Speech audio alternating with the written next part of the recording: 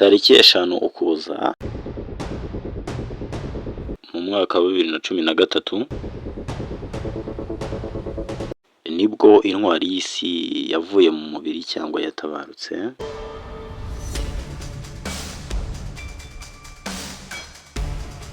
Uwo nta wundi ni Nelson Mandela wayoboye Afurika y'Epfo. Mandela uyu yavutse ku itariki 18 Nyakanga mu mwaka wa 1918.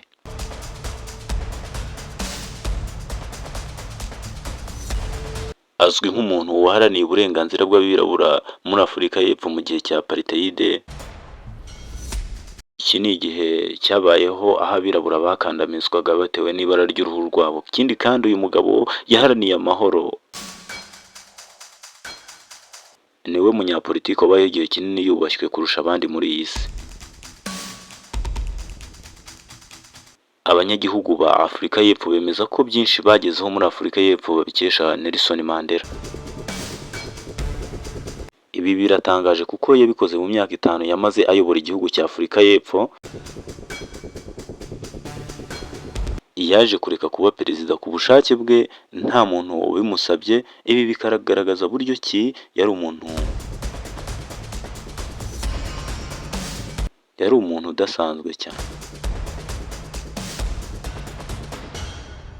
Mu rwego rwo kuzirikana impirimbanyi y'amahoro, isabukuru ye y'amavuko no kuvuga 18 Nyakanga ni umunsi wahariwe Nelson Mandela. Mandela yari umugabo w'ukuri, intwari ya Afurika, waharaniye amahoro, arwanya irondaruhu ryabaye muri Afurika y'Epfo, agerageza kuringaniza abazungu n'abirabura bo muri Afurika y'Epfo. Ibi rero byaje gutuma uyu mugabo abe intwari ya Afurika ku isi hose. Abanyafurika, Abanyaziya, Abanyaburayi bose bamufata nk'intwari bitewe n'amateka yagiye amuranga, bitewe n'uburyo yabashije kuringaniza umuzungu n'umwirabura mu gihe cya apartheid. Nelson Mandela yibukirwa ku magambo yagiye avuga, aho benshi bayafata nk'inkomezi mu buzima bwabo bwa buri munsi. Ibi ngibi kandi bigatuma bakunda kumufata nk'umuntu w'icyitegererezo, nk'aho yavuze ngo kurema isi nziza biri mu biganza by'umuntu wese uyituye.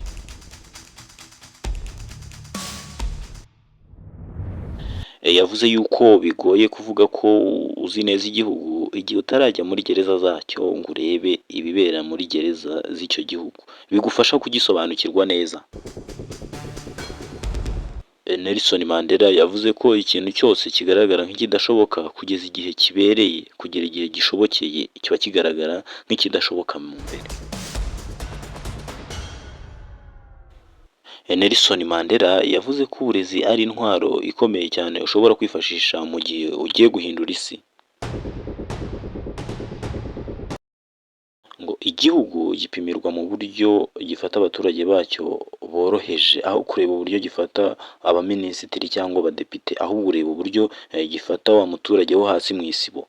Ahangaha Nelson Mandela yavuze ko ibi bintu ariho wabirebera, kuko abo ngabo na mbere bakomeye baba bikoreramo. Mandela yaravuze ngo namenye ko ubutwari atari ukubura ubwoba, ahubwo ubutwari ni ukunesha ubwoba bwose bukurimo, maze ukazamura cyangwa ukagaragaza ukuri kuri muri wowe. Uyu mugabo yavuze ko umutsinzi ari wa wundi urota inzozi agakomeza akagerageza no kuzigeraho. Uwo nguwo niwe witwa umutsinzi, apana kurota inzozi maze warangiza ugacika intege. Inzozi iyo uzongeyeho guhozaho no kudacika intege birangira zibaye impamo, kandi bikagera ahantu utigeze utekereza. Nk'uko igitonyanga gitobora ibuye atari ukubera imbaraga gikoresheje, ahubwo ari ukubera guhozaho. Mandela yaravuze ngo nta bibazo na bimwe biri muri iyi si utahinduramo amahirwe. Ikibazo cyose kiri hano ku isi harimo abakibonyemo amahirwe, maze ayo mahirwe babyaza umusaruro. Nelson Mandela yaravuze ngo iyo usimbutse umusozi umwe ntabwo biba birangiriye aho ngaho, ahubwo haba hari iyindi myinshi igutegereje kandi uba ugomba gukoresha imbaraga zitandukanye n'izo wakoresheje usimbuka uwa mbere, uba ugomba gushyiramo imbaraga ugakomeza imbere. Abana bawe ntibazabasha guhangana n'ibibazo bazahura nabyo mu buzima bwabo, niyo mpamvu ari ingenzi kubaha uburezi kandi ukababwira yuko bagomba kugira uruhare mu iterambere ryabo ndetse n'iry'igihugu. Uyu mugabo yaravuze ngo ikibara kuri iyi si ntabwo ari ubuzima twabayemo ahantu heza twatembereye, ahubwo ikibara kuri iyi si ni impinduka twazanye muri ubu buzima cyangwa ku isi aho dutuye.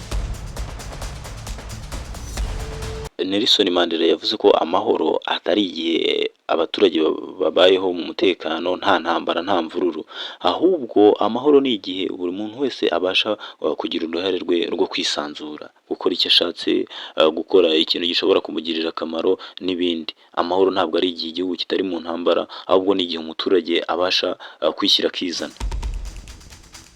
Nelson Mandela yaravuze ngo niba udakura ibyishimo mu byo ukora, ukaba utanakuramo amafaranga, urata umwanya w'ubusa. Wabihagarika ukigira mu bindi bintu. Nelson Mandela yigeze kuvuga ko umuntu wese afite ubushobozi bwo kuba munini kuruta imbogamizi ahura nazo, akaziruta rwose maze ntizimubangamire cyangwa ngo zimubuze gutera imbere. Ibyo byose bifasha umuntu kugera ku ntsinzi igihe yitanze kandi agashishikazwa n'ibikorwa bye ndetse n'iterambere rye. Nelson Mandela yaravuze ngo nk'uko ubucakara n'ivanguramoko atari karemano, ni nako ubukene bumeze, buterwa n'umuntu kandi bushobora kurandurwa n'umuntu. Ubukene wowe uba ufite ushobora no kugira uruhare mu kuburandura, kubera ko atari karemano. Ubucakara n'irondabwoko cyangwa apartheid byazanywe n'abantu ndetse byakozwe n'abantu, ariko kandi abo bantu ni nabo babashije kubirimbura. Ni nako rero umuntu ashobora kurwana n'ubukene akabasha kuburimbura, nk'uko abantu barwanye n'ubucakara ndetse n'irondakoko n'irondaruhu maze bakabasha kubirimbura. Tugana ku musozo w'ikiganiro, reka ngushimire, ngusabe gukanda subscribe, share na comment, duhurire kuyica no mu biganiro byacu by'ubutaha.